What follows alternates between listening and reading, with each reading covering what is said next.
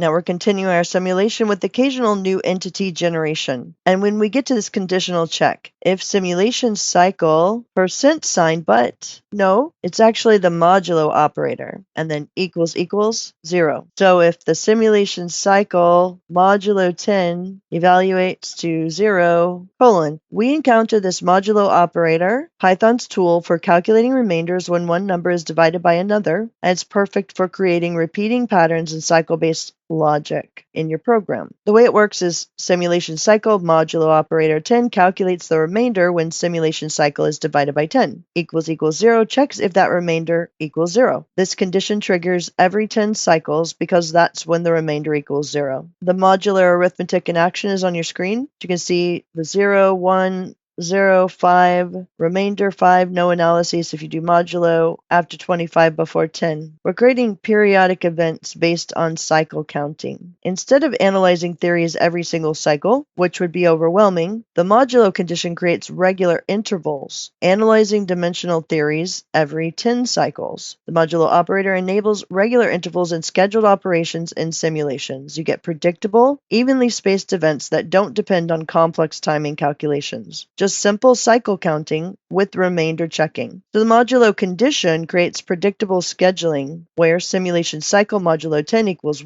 0 automatically triggers analysis events, ensuring consistent scientific evaluation throughout your 4D entity simulation without overwhelming users with constant theory updates.